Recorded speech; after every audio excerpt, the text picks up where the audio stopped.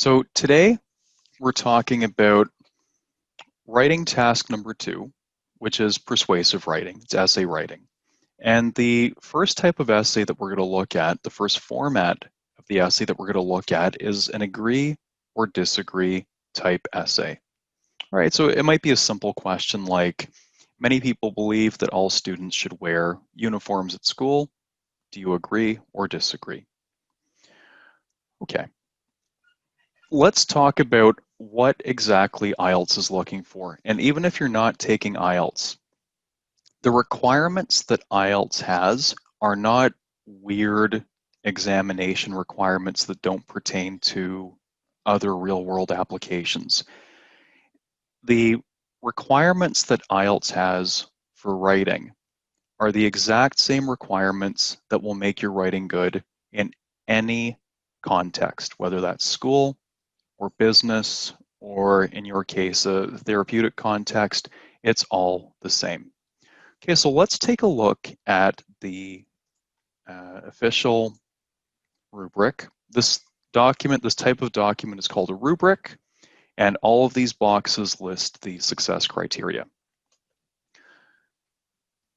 The way that you're writing, that your essay is evaluated for IELTS is very similar to the way we evaluate it in school, in high schools in Ontario especially, where we have to use these kinds of very specific criteria and descriptors for all the different levels. Most people here are trying to get a band 7.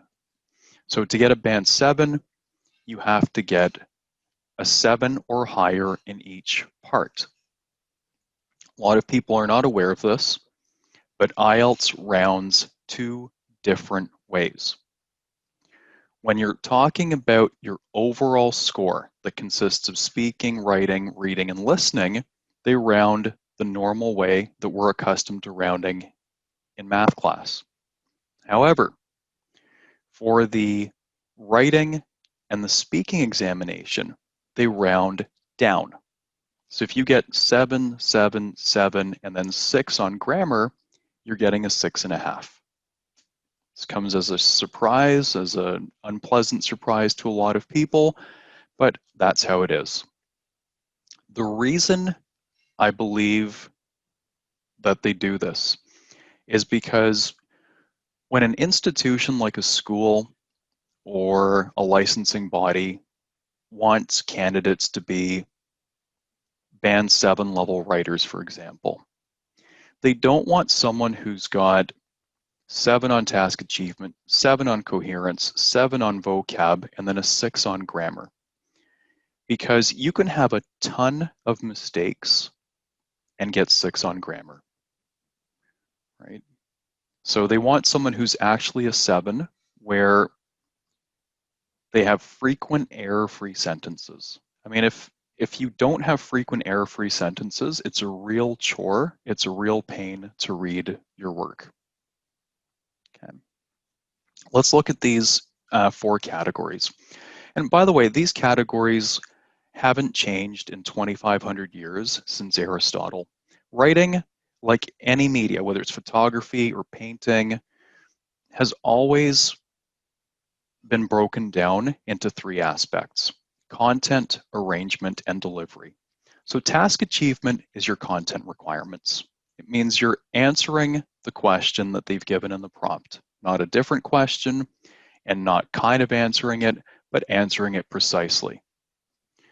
Coherence and cohesion refers to arrangement. How have you arranged your ideas? How have you organized them? Are they easy to follow? Do they flow nicely? Lexical resource is a fancy phrase for vocabulary. And then grammatical range and accuracy refers to grammar mistakes and the range of grammatical structures that you're using. Now let's talk about these individually. So for task achievement, the leftmost column, the structure that I'm going to talk about in today's class is based on the actual criteria. Okay. So if we look at the B7, the Band 7 criteria, what do we need to do? Band 7 says, presents a clear position throughout the response. Okay, so your position on the issue needs to be clear everywhere in your writing. And all of the essay formats that I give you will be 4-paragraph formats. So your position on the question needs to be clear in the intro, both body paragraphs, and in the conclusion. The body paragraph structure I'll talk about in detail in a little bit is based on the Band 8 criterion. Okay, so just for a second, we're going to move up from 7 and we're going to look at the Band 8 criterion. Presents a well-developed response to the question with relevant, extended, and supported ideas. Now, why do you want to follow this Band 8 criterion for task achievement? We want to do this because in many cases, it's much easier to give them a Band 8 level task achievement response than it is to get from 6 to 7 on grammar. Grammar is almost always the limiting factor. Most people get stuck on 6 on grammar and they can't get out of it. The reason it's so hard is anything below 7 is intermediate, 7 and higher is considered advanced level English. Like I said earlier, you can have a lot of mistakes and get band 6 level grammar. But to get 7, you need to produce frequent error-free sentences. And you can't trick them. You can't have like a whole bunch of simple sentences that are perfect, because then you'll lose marks for having a low range of structures. Okay. So you can make mistakes, but they need to be few and far between. Roughly half your sentences need to be completely error-free. And when I say error-free, I mean no punctuation problems, no article issues, even the small stuff. They have to be perfect sentences.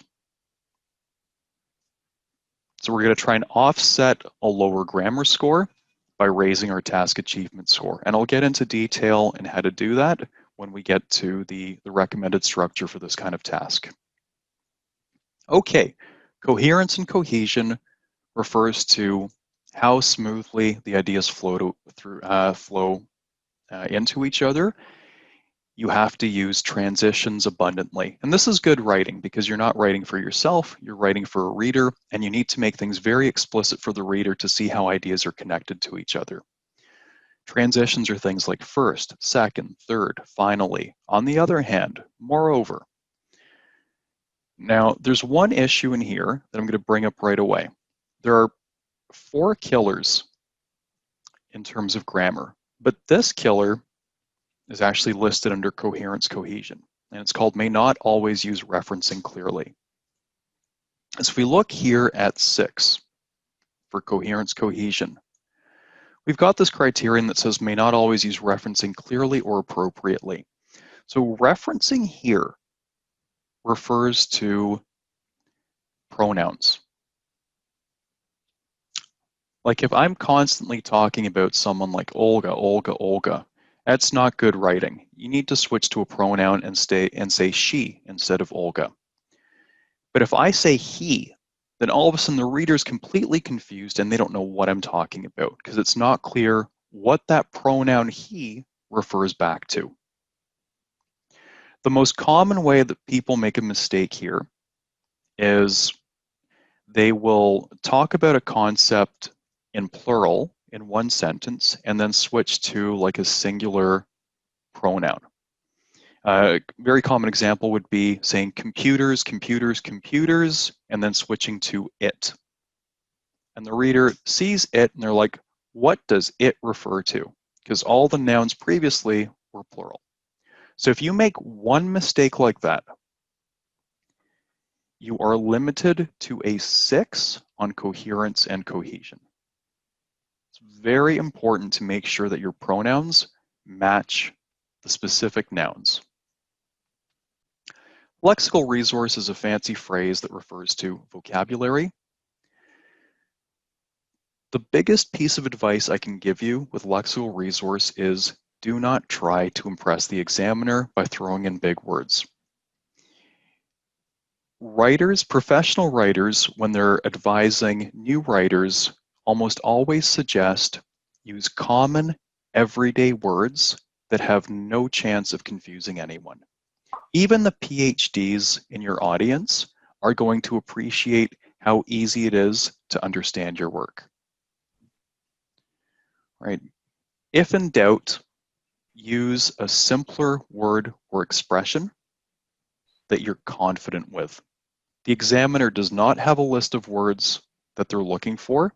They're looking for accurate and precise vocabulary. Accurate means the word actually refers to what it's supposed to refer to. Precise means that you're not using 5 words where there's 1 word. Okay. Grammatical range and accuracy. They want a variety of complex structures. They don't have a list of complex structures that they're looking for, but you need a good variety of sentence structures. And when you don't use it, it's really obvious. Like, for example, if every single sentence starts off with a subject, a verb, followed by an object, it's really noticeable when the structures are all the same. So we'll talk about these throughout the course, but we want to do things like have subordinate clauses, not just at the beginning of a sentence or at the end of a sentence, but in the middle of a sentence. We want relative clauses. We want participial phrases. We want appositives. We want noun clauses for orders and suggestions. We want to see unreal conditional. We want to see passive voice. We'll talk about all these structures in detail throughout the course, but we need to see evidence of a wide variety of structures. Okay, that covers most of these points here. Now let's talk about the recommended structure for this particular essay type. So this is an agree-disagree essay, and there are 7 possible prompts on IELTS Writing Task 2. This is a really common one, and it's a good entry point into these types of essays. It's kind of the easiest to understand. Okay, so in an agree-disagree essay, again, it's incredibly important that you present a clear position throughout the response. The examiner cannot be confused by your opinion on the topic. For that reason, it's not a good idea to write a balanced response. So if the question is, some people think that all students should wear school uniforms. Do you agree or disagree? Don't write a response that says, in some cases, this is a good idea. In other cases, it's a bad idea. Very often, that's going to turn into a descriptive work, more like a report rather than an essay. You'll end up with one paragraph about the benefits of wearing uniforms, and then you're going to end up with another paragraph about the disadvantages of wearing uniforms, and your opinion isn't going to be clear, and you'll end up with a low score. Even if your writing is amazing, but your opinion isn't clear, or any part of your development isn't clear, you're going to get below a 7. 7 is the cutoff. If anything causes lack of clarity on task achievement, coherence, vocab, or grammar, you're not going to get a 7. That's kind of the dividing line between advanced and intermediate, which is below 7. So don't mess around with that. Nobody actually really cares what you truly feel or how you truly feel about the issue of school uniforms. The examiner is marking 100 essays per day. He's spending about 4 minutes on your essay. Makes no difference to him or her whether you're in favor of school uniforms or against. Your only goal here is to write a clear response. So your first body paragraph is going to be about one reason why you hate school uniforms. Second body paragraph is going to be about another reason why you don't like school uniforms. Okay. 4 paragraphs is the format that we're going to use. In the introduction, you start by giving the context. Now, the context is always given to you by IELTS, and you just paraphrase it.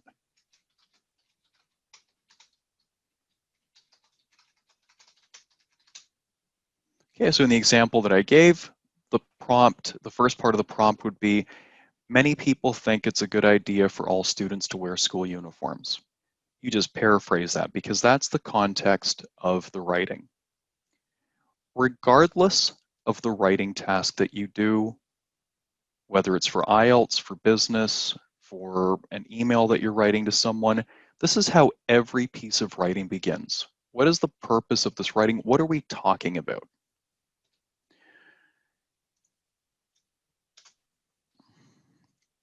For the second part of the introduction, you have to give your opinion on the topic. Standard essay format in every academic program is the thesis is the final sentence in your introduction. Okay, that's where every reader expects to find it. Don't put it anywhere else. Now, as a high school teacher, college teacher, I would not accept a very basic thesis, but IELTS will accept a thesis that says, I agree that all students should wear uniforms for the following reasons. Done. Okay, you don't need to give those reasons in the introduction. Reason for that is, if you look at these success criteria, it doesn't even mention the intro or the conclusion for that reason. Okay, so what does that mean? That means the introduction and the conclusion are basically structural requirements. You've never read an essay without an intro and a conclusion, so don't give IELTS one, because every piece of writing that you do starts with an intro and a conclusion. But what it does mean is that don't spend time developing any ideas in the intro or in the conclusion, because the examiner is not looking for them there. The purpose of the intro is to introduce the topic and simply state your position on the issue. The purpose of the conclusion is to wrap things up. And the way we do conclusions, standard academic format, is the conclusion is your thesis as well. We say what we're going to say, we say it in detail in the body, and then we repeat it in the conclusion. Okay, so the conclusion, just give your full thesis. The full thesis in this case would be, based on these reasons,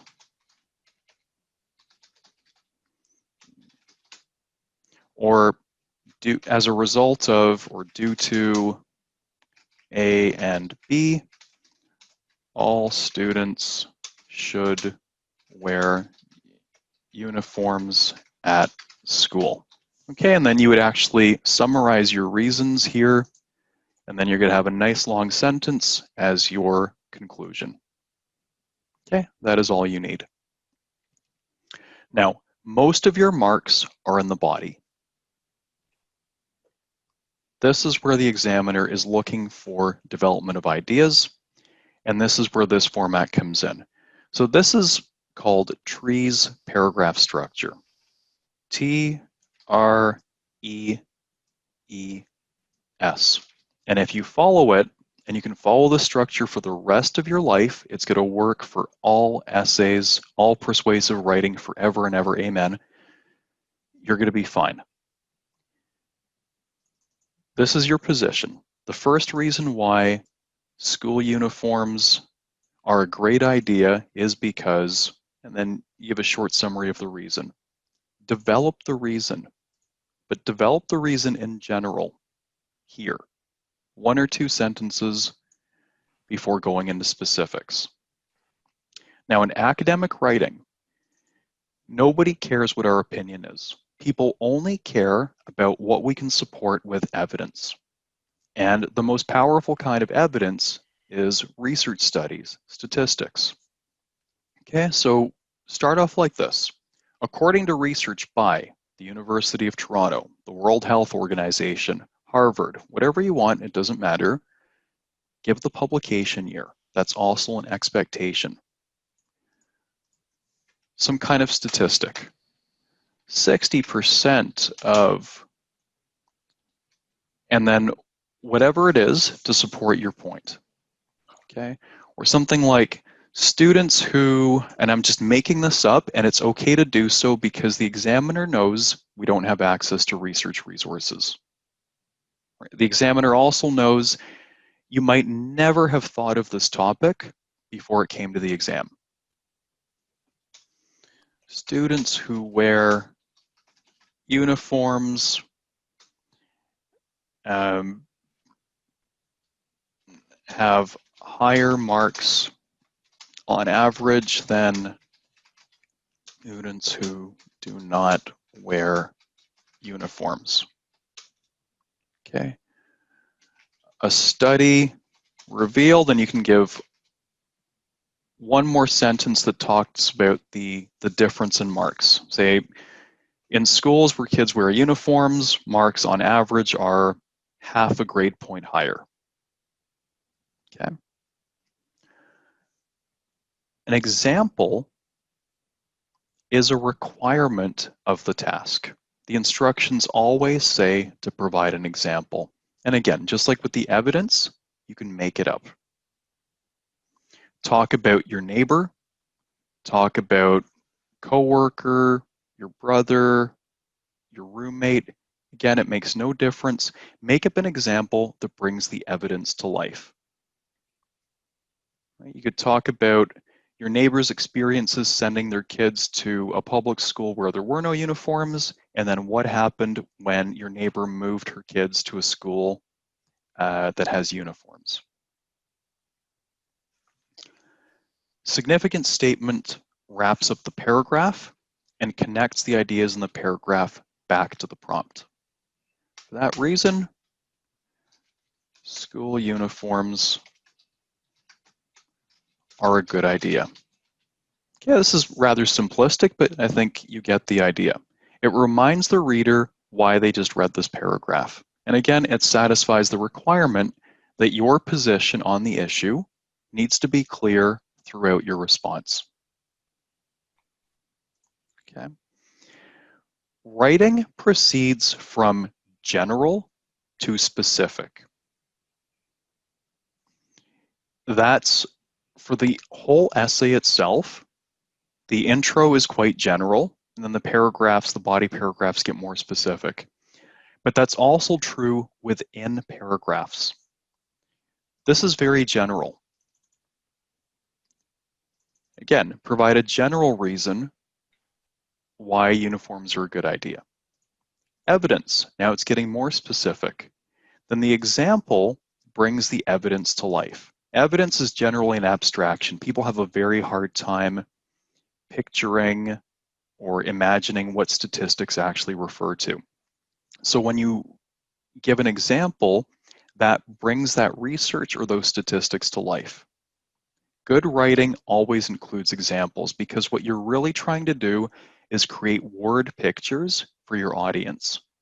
All of these ideas are very clear to you because you're the writer. But what most writers forget is that these ideas are all new to your reader. So you have an obligation as a writer to be super clear, super explicit in your descriptions. Okay. The second body paragraph will give another reason for your position. So if it's school uniforms, both paragraphs will be about why you support school uniforms, or both paragraphs will be about why you're opposed to school uniforms. Okay, one major reason per body paragraph. And at the end, wrap it up by just repeating your full thesis. Okay, don't copy your thesis from here exactly. Use slightly different language. Paraphrase yourself. In terms of length, the minimum requirement for this task is 250 words. That being said, successful responses that are band 7 or higher tend to be around 330. Okay, so your body paragraphs need to be about 120 words. Okay, and then your short intro and an even shorter conclusion. So the prompt that we're working on today is this one. Using a computer on a daily basis can lead to more negative than positive effects for young children.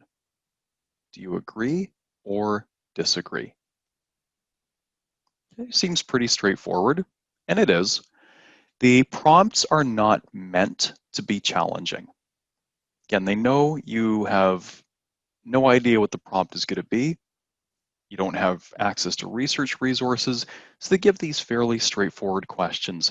They assume that you're at least somewhat familiar with the news, that you've heard about some of the possible negative consequences of daily computer use. They're expecting that you're not going to have to exert much effort to come up with reasons for this. Okay, so before we go on to looking at an example response, what do you think? Olga, why don't we start with you since you're new? What's your position on this?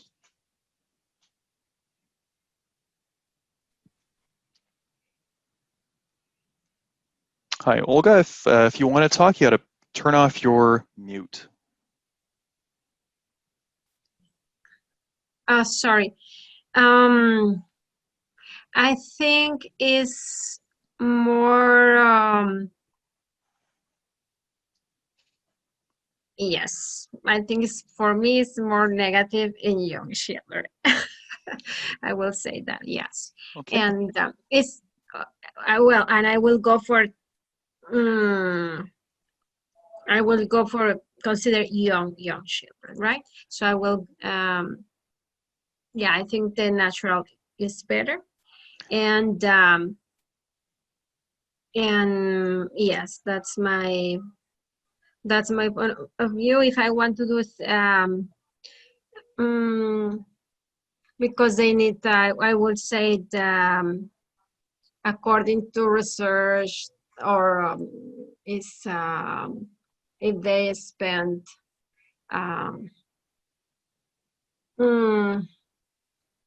like, it's better to have the fresh air, see the nature, or be exposed to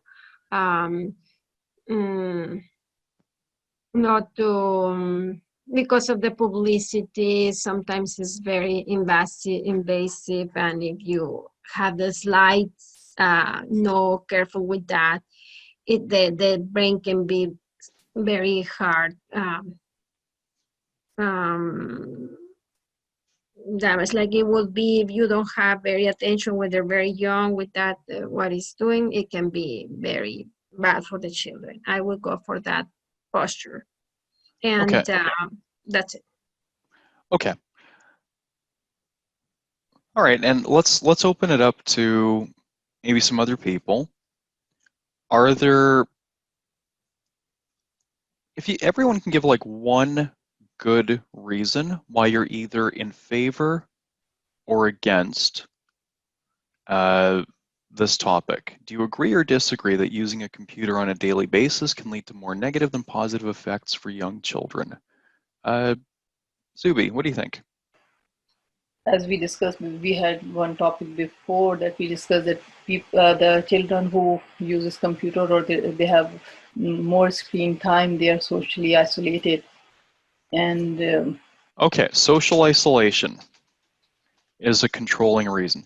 So how does this make kids socially isolated? because they love to spend their time on computers instead of going out and playing with peers.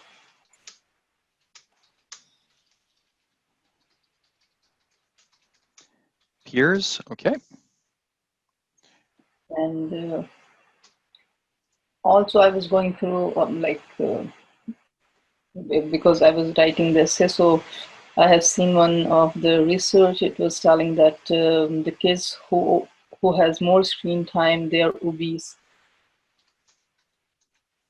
So obesity, the health issues like obesity is another reason. Okay, so that's a separate reason, Yeah. and we're not going to put those together. Yeah. If you have these two, that's fine. So this point form that we're doing right now, this is what you should be doing. Don't ever start writing an essay by just writing. Always point form first. Okay. Okay, the reason why is point form is really small and you haven't invested a lot of time into writing these nice, big, grammatically correct sentences. Always do your writing in point form. Make sure you're happy with the ideas before you expand them into full sentences. So your point form needs to consist of 3 parts because these are the requirements. You need a reason, right?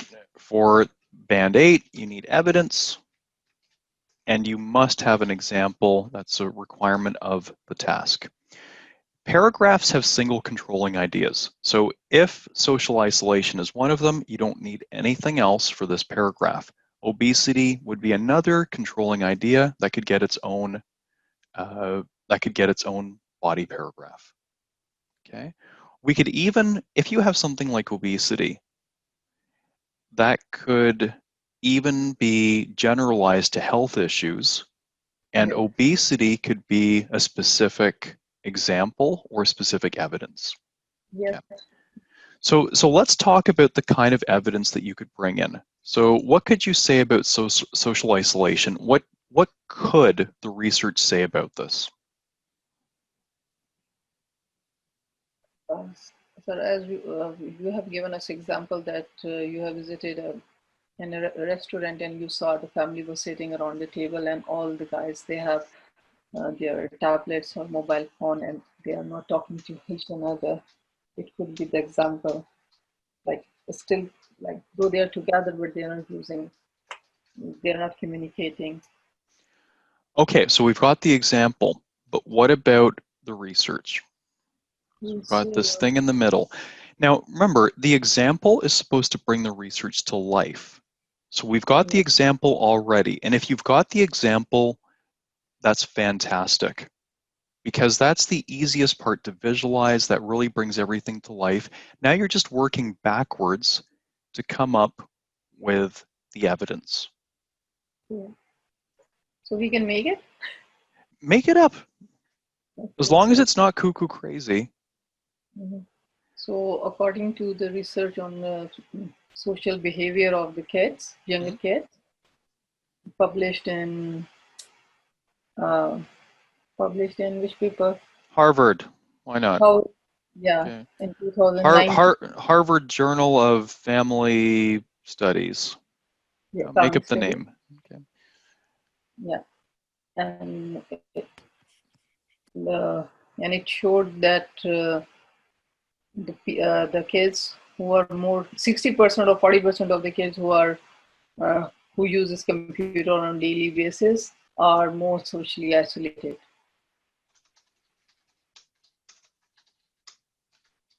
Could we be maybe a little bit more specific? Because we've already talked about being socially isolated, but I think it needs to be more specific at this point. What would be like a concrete consequence or a concrete manifestation of this kind of social isolation? Lack of confidence or lack of communication? Well, confidence is a separate issue. So lack of communication? Okay, now tell me more about lack of communication. Unable to express themselves.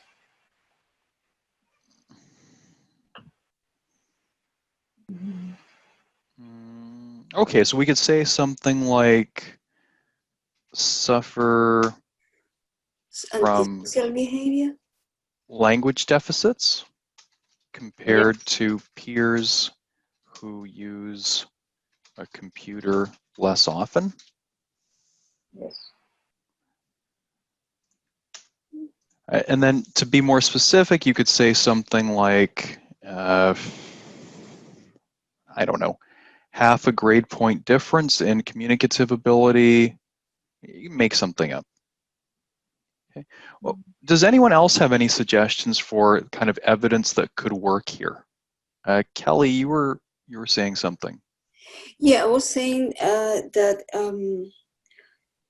use computer on a daily basis in young kids could lead to antisocial behavior.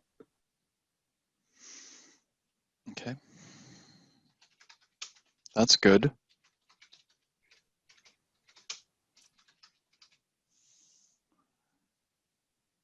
Yeah, this one's probably better. So when the parents always ask to stop using the computer, they get irritated, and yeah, that could be a good example. Okay, so talking back, rudeness could be just lack of communication. Mm-hmm. Okay. Yeah. And then this example would fit very nicely with that. So okay, don't get attached to ideas that don't work that well. Don't try and make them fit. It's just easier to come up with ideas that you can talk about more easily. But then, like, they are saying computers. We can't give the example of family members at the restaurant using their own devices. Well, you can say that like a phone is the equivalent of a computer. Mm. More than. Okay, you can say computer, using a computer, tablet. I'm glad you brought that up. You should say that earlier in the paragraph, that you're considering all these devices as one. Okay, this prompt was written probably a long time ago, where kids didn't have like supercomputers in their pockets, where we all didn't have supercomputers in our pockets. But So like, if it will be divided, not only computers, it will not causes social or lack of deficit, because phone can enable them to hang out. but you're not talking about both sides. You're picking one side. Remember, this is a short essay. It's a very incomplete treatment of the topic. Yeah, if you start talking about both sides, then it's like, I have no idea what your opinion is. Do you agree or disagree? You need to just choose a single side. Oh, I can make up my visit to my relative or my neighbor, that I went there to visit them with my kids, and my kids were very excited to see their peer there. They have kids in same age. Unfortunately, their kids were on their own computers, and they didn't react with my kids, and my kids were very disappointed because they couldn't have a good time with them.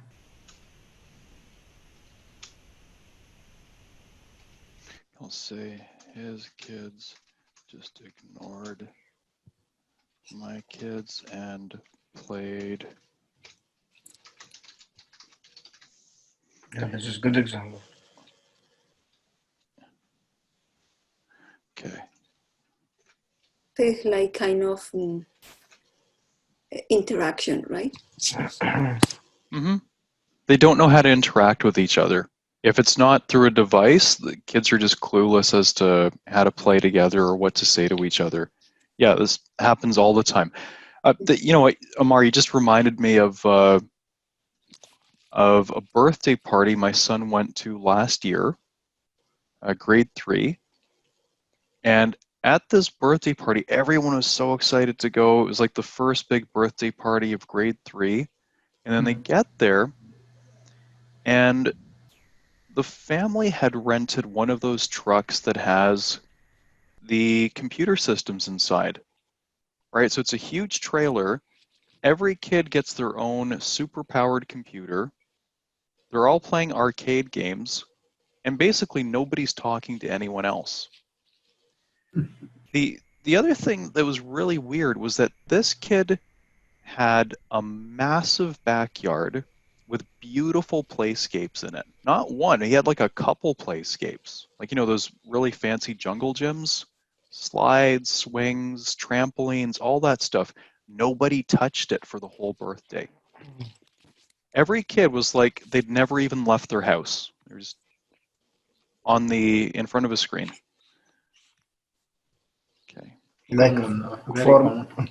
yes, like nowadays I don't know what's wrong with kids. For me, till the grade till 12th grade we play football every day. And now only on iPad, and also it can like damage their health, their eyes. So we can do Obesity. Yes. we can do health issues here. And notice too what's happening. Because we're doing this in point form, it's so easy to change ideas. Okay? You don't like this idea? No problem. We can use this one, or we can use this one. As soon as you start writing long sentences that take you a long time to write, you're going to be quite reluctant to make changes to them. So point form has to come first. Okay, health issues, obesity. I think it's easy to talk about obesity because it keeps going up every year, right? They consume a lot of.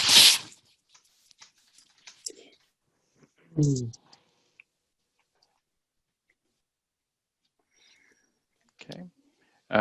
What's the main reason why computer use causes health issues? Because they sit for long hours in front of the computer. Because leads to sedentary lifestyle. That's the phrase we're looking for, sedentary lifestyle. Yeah, they eat junk food. Lifestyle, we sit up every year. Yes, so I would bring in maybe two stats for this one, is that obesity is up every year, but also I would probably mention how much time the average person spends in front of a screen. Now, how many hours per day does the average person spend in front of a screen?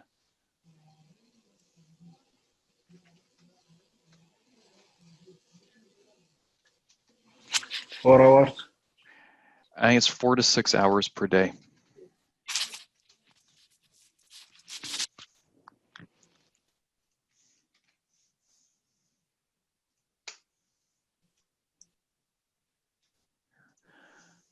I think it's in the States, I know this is true. In the US, people with a proper BMI are in the minority now. What's BMI? Body mass index. Yes.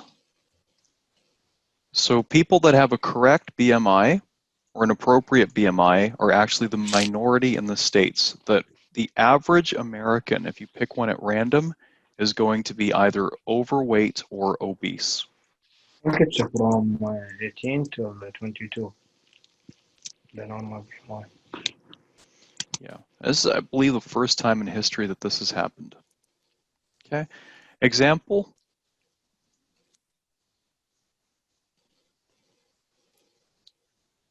Your neighbor's kid.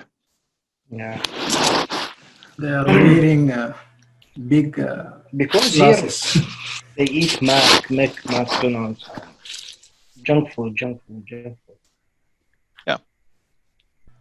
You could say every day, you can say you've known these people for years, since they were small kids. When they were small kids, they used to play outside quite a bit, used to be full of energy. Now you notice that as soon as they come home from school, even if it's summertime, they go straight in the basement and you never see them again, right? And as a result, they are quite large. I have read one research before medical research was published in Medscape. They are saying 1 meal of junk food like Pepsi, fries, and the sandwich, like it can causes heart problem similar to 10 cigarettes. Wow. Yeah. So that's a really shocking statistic, and I would definitely write that. And like because it has a lot of cholesterol, and cholesterol causes fat and blood atherosclerosis for the heart vessels.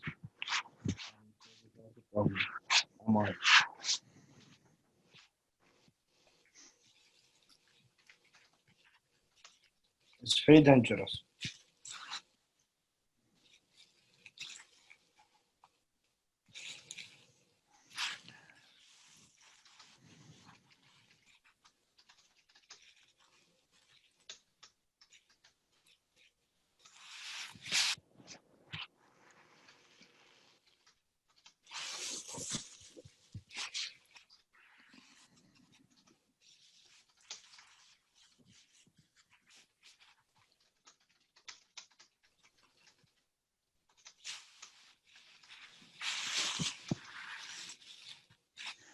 Okay. And talk about your cousin's children, how she works 2 jobs to make ends meet. That's a good expression, to make ends meet. As a result, the computer is basically the babysitter, and kids don't want to play sports, they don't have any energy, and they've gotten obese. Right? Very easy example.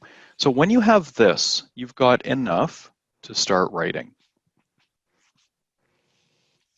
Okay, just transform this into sentences, because at this point, all of our thinking is done. There's no more thinking needed on this topic.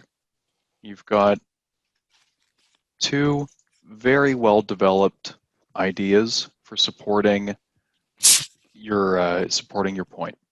So I just want to talk a little bit about this topic and where people go wrong. John, before we going ahead, Mhm. I want to ask you a question. Mhm. In evidence and example, do we have to give more than 2 or more than 1? What do you mean more than 1? In evidence, so when we are doing the body paragraph and we have to give evidence, do we have to give more than 1 evidence? No. The example, very often the example, if it's a really extended, detailed example, then you don't need the evidence necessarily. But that being said, this is the way we structure our writing in academia. This is what's expected, because in university, nobody cares what your opinion is. Nobody cares what you think. People only care what you can provide evidence for, what you can provide proof for. So examples are nice, but examples are considered anecdotes, not evidence. They're very good for bringing evidence to life, but on their own, they're not academically appropriate. So just the mindset should be that this is how we structure our body paragraphs. This is a fully developed model for body paragraph structure. That's your goal. Just follow this pattern every single time, and you will be fine for task achievement. We have to do this in order to offset the low grammar score, because it's going to take you a lot longer to fix all the grammar issues that you have compared to improving the development of your ideas. Yeah. We do have to work on both. We absolutely have to work on grammar, but this is how to boost your score faster. Okay. Thank you. Okay. So vocabulary is important. They don't want to see you using the same words over and over again. So synonyms for every day include daily, on a daily basis, day-to-day, each day, every single day, on a day-to-day basis. And also this comes up all the time.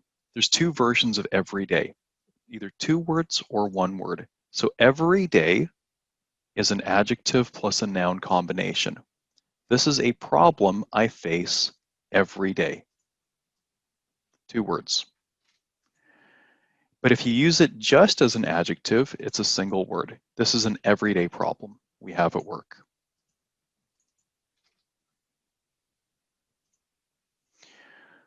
All right, now so we've talked about the structure.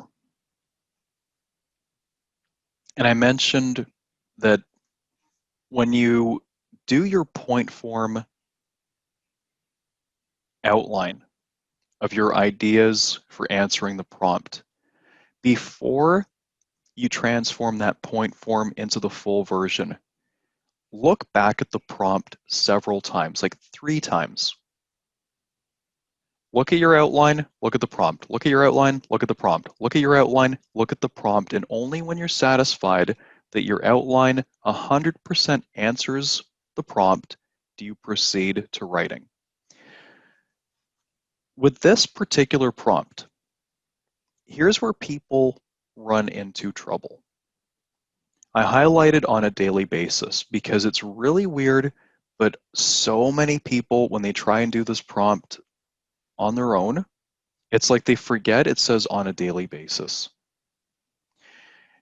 They treat it like this. And this is a different question.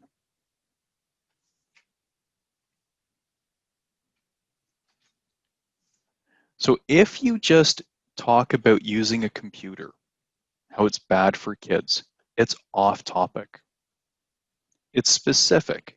Using a computer every single day leads to more negative than positive effects for young children. Do you agree or disagree? And a couple times at least, you have to use some of these phrases to clarify that you're talking about daily computer use.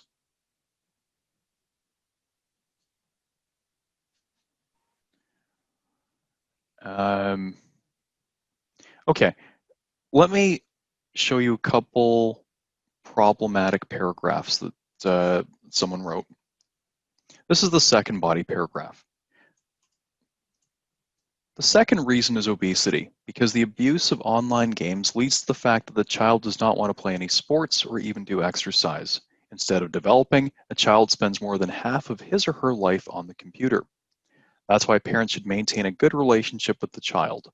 Also, they should control the time that kids spend playing online computer games. Okay. This kind of paragraph, it's considered tangentially related to the prompt. Tangentially related means it's on the same theme, but it's not directly related to the prompt. Now, so what's the problem with this paragraph? It doesn't really explain the relation between the context with this paraphrase. The second reason is obesity of what?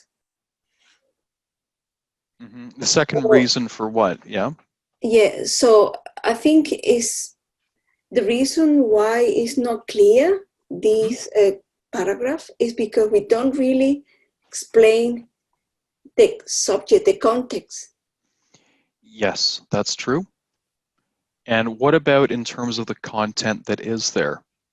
Is the connection to the prompt obvious?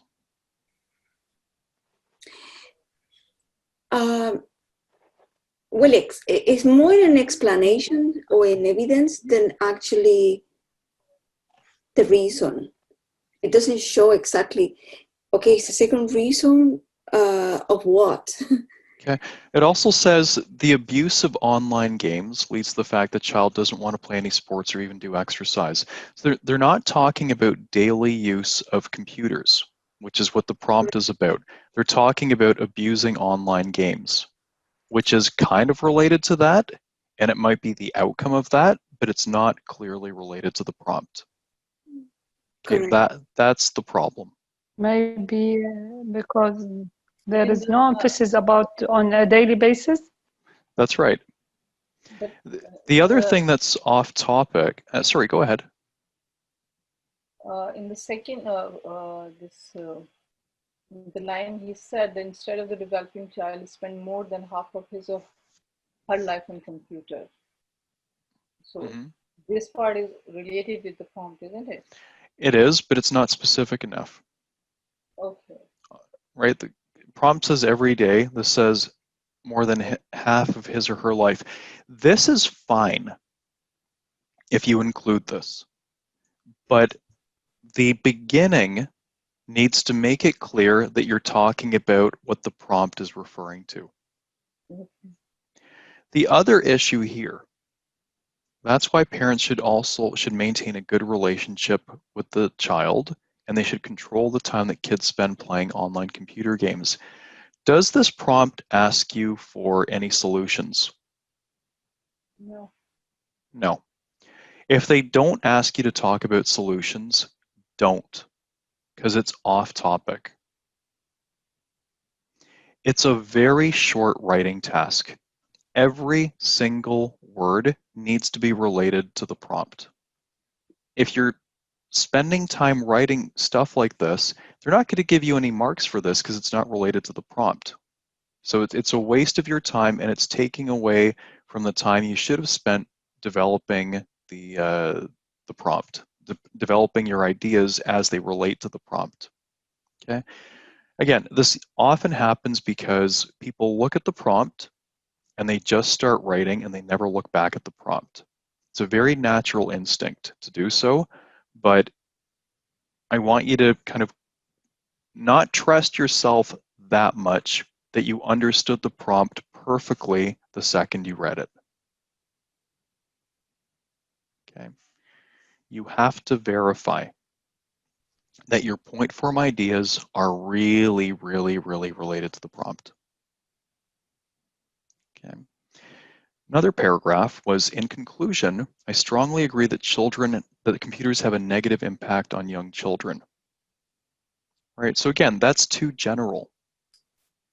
It's not the computers have a negative impact on young children, it's using computers daily. These are two different things.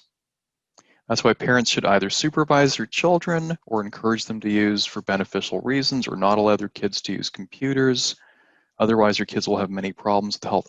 Again, this is all off topic because it's talking about solutions, but the prompt doesn't ask you to talk about any solutions. Okay. We did this. So first, you analyze the prompt, make sure you understand it correctly. Brainstorm ideas in point form. Okay. 2 body paragraphs, reason, evidence, example, reason, evidence, example. This is what your point form should cover. You don't need to write the thesis because the thesis is just a combination of reason 1 plus reason 2. Okay. Chunk related ideas. When your ideas are in point form, it's easy to move them around. Again, check your ideas against the prompt 3 times and chuck unrelated ideas. Chuck means get rid of. It's slang. People get attached to the things they write and they feel like a compulsion to just cram it into their essay just because they thought of it. Don't be afraid of immediately getting rid of unrelated ideas. Right? They're poison. Get rid of it. Okay, you do your development work, and then in the last stage, you edit. You have to edit. You have to write in such a way, You have to train yourself to write so that you're budgeting at least 5 minutes for editing at the very end. 5 minutes for brainstorming, 30 minutes for writing, 5 minutes for editing. That's the ideal. So the brain has two language centers, visual and auditory. Visual works too fast for the editing process. It's why we're able to speed read, because your eyes jump from key idea to key idea. They ignore the pronouns, prepositions, helper verbs, all these little things that are more structural than conveying any kind of ideas. It's too fast for proofreading. When you read your work out loud, your ears will catch a lot of these mistakes. First of all, the research shows that grammar is largely auditory. It's like the music or the rhythm of a language. As an example, if you don't play a musical instrument, but you hear someone playing it and they make a mistake, even if you don't play that instrument, it just sounds wrong. Okay? So when your ears tingle and you're reading out loud and something doesn't sound right, use a different structure that's simpler and that you're more confident with. This goes for vocab and it goes for grammar. Okay. Complex structures, complex grammatical structures are always going to be kind of suspicious. If you can transform them into simpler structures, that's what you should do. Okay, you don't need to overanalyze it, just simplify. Okay, this also forces you to slow down. The average person reads or speaks at a rate of roughly 120 words per minute. So it's like 2.5, 3 minutes to read through your work out loud. Even if you're in an examination room, you could do it very quietly as long as you can hear yourself. Okay, if there are no questions, then we'll look at a model response for this question. Okay, so this particular prompt is very basic. For your introduction, this is a good template to use when the prompt doesn't contain background information. And this is something that you can memorize. You can start it off by saying, there's an ongoing debate about whether something, something, something affects someone or something negatively or positively. Okay, about some phenomenon affects who or what negatively or positively. So there's an ongoing debate about whether daily computer use, daily usage of computers affects children negatively or positively. Okay, and then you can use your basic thesis statement. In my opinion, daily use of a computer by children has negative consequences for the following reasons. Okay, 2 straightforward sentences and then jump right into the body paragraphs.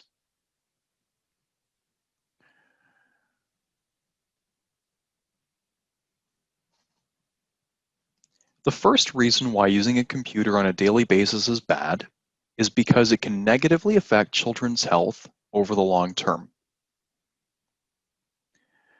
When children are constantly on the computer for hours at a time without any physical exercise, they are not outdoors playing sports, for example. This results in obesity. So this is our reason. Okay, so you're expanding and explaining it can negatively affect children's health over the long term. Evidence. Research points to the fact that children who are on the computer daily gain up to several kilograms per year compared to those who do physical activities on a daily basis. Okay. For example, my nephew used to play soccer 2 days a week. Then he received a computer for Christmas and stopped playing soccer. Instead, he's on the computer all the time playing online games. When I saw him a year later, I could barely recognize him due to the weight gain. Final sentence in the paragraph. Therefore, it's clear that using a computer daily has a negative impact on kids' health. Okay. Nothing deep in here. but the flow of information is very natural, from general to specific. Body paragraph 2. The second reason why daily computer use has more negative than positive effects is because it decreases children's school performance. Again, this is our reason. Many parents allow their children to have their own computer. However, children don't use their computer for learning. They use their computer for playing games, especially when they're not supervised by parents. This is the case in too many households every day when parents come home from work exhausted and send their kids off to their rooms or the basement with their computer. A study conducted among children below age 10 who were playing computers on a daily basis found that their grades were lower on average in comparison to their counterparts who played computer games only on the weekend. Okay, let's bring it to life with an example. I saw this firsthand with my neighbor's children. These children's grades were very poor, largely as a result of playing computer games constantly in the basement. Every day they would come home from school and head directly to the basement where they would play games until bedtime, ignoring their homework. Then their mother implemented a firm schedule for playing computer games, which allowed the children to only play them on the weekend. Significant statement. As a result, their grades improved significantly, which shows that using a computer daily has a negative impact on school performance. So in this case, this author did mention that this mother solved the problem by having this policy of only allowing computer games on the weekend. But the context is quite different from the previous example. Because the solution resulted in improved school performance, this is evidence that showed that it was the computer that was having the negative impact on kids' grades. Okay, so it works very well. Final part, simply restating the thesis. To summarize, usage of computers every day has brought more disadvantages than advantages with respect to children's health as well as their studies. Okay, if you're coming up short, you can give a final thought to round off the essay. You can give an observation, a prediction, or a call to action. But when you've got a good essay length, you don't need that last part. There's no marks for doing this. Okay, so don't bother doing it. So the last part of this class is we're going to talk about the writing process itself. Our time together is very limited, which means that you have to do most of the learning on your own. And there's a variety of methods that work, none of which are efficient. Learning to write is not an efficient process. It does take time because there are so many different parts involved. This process works, but you have to be patient with it, and I want to say you have to really want to do this. This is not something that you can just do absent-mindedly, that you can multitask and do this. You can't do this while you're watching TV. Okay, you have to focus. You have to really want to do it. Otherwise, it just doesn't work if you go through the motions.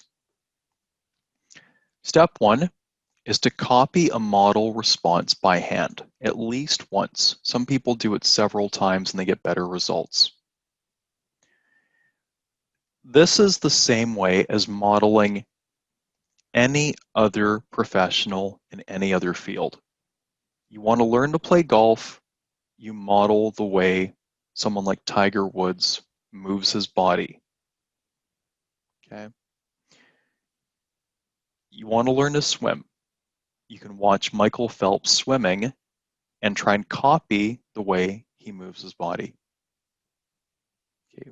When you're learning to write, get texts that are excellent examples of the writing format that you want to learn and just copy them longhand. That means pencil and paper, pen and paper.